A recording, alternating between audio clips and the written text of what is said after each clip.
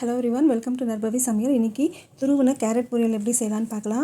அதுக்கு ஃபஸ்ட்டு ஒரு 5-6 கேரட்டை துருவி தனியாக எடுத்து வச்சுக்கோங்க. இப்போ ஒரு வடை சட்டி காய விட்டுட்டு காஞ்சதும் கடுகு, உளுந்து, கருவேப்பிலை, பச்சை மிளகாய், இது கூடயே பொடியாக நறுக்கின வெங்காயம், இது எல்லாத்தையுமே போட்டுட்டு கொஞ்சம் கருவேப்பிலையும் போட்டுக்கோங்க. நல்லா வதக்கிக்கோங்க.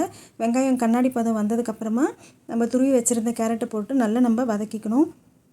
அந்த கேரட் அந்த சூட்லேயே கொஞ்சம் வேகும். உங்களுக்கு தேவைப்பட்டதுன்னா கொஞ்சமாக தண்ணி விட்டுக்கோங்க. இப்போ இதிலேயே கொஞ்சம் உப்பு, மஞ்சத்தூள் எல்லாமே நம்ம போட்டுட்டு நல்லா நம்ம கிளறி விடணும். நீங்கள் மூடி வைக்கணுங்கிறதில்ல, அந்த இதுலேயே அது நல்லா வெந்துடும். அப்பப்போ கிளறி விட்டுக்கோங்க, அடி பிடிக்காமல். எல்லாம் கிளறி விட்டுட்டு லாஸ்ட்டில் கொஞ்சமாக தேங்காய் துருவல் சேர்த்துட்டு மிக்ஸ் பண்ணிவிட்டு இறக்கிட்டிங்கன்னா, கொத்தமல்லி தலை இருந்ததுன்னா கொஞ்சமாக தூவிக்கோங்க. இறக்குனிங்கன்னா சூப்பர் டேஸ்ட்டான துருவின கேரட் பொரியல் ரெடி ஆகிடுச்சு. இதை நீங்கள் எல்லா சாதத்துக்கூடையும் வச்சு சாப்பிட்லாம். இல்லைன்னா நீங்கள் சப்பாத்தி கூட நீங்கள் வச்சு சாப்பிட்லாம். ரொம்ப டேஸ்ட்டாக டிஃப்ரெண்ட்டாக நல்லாயிருக்கும். ட்ரை பண்ணி பார்த்துட்டு எப்படி இருக்குன்னு சொல்லுங்கள். அன்போடு சமைங்க, ஆரோக்கியமாக சாப்பிடுங்க. நன்றி.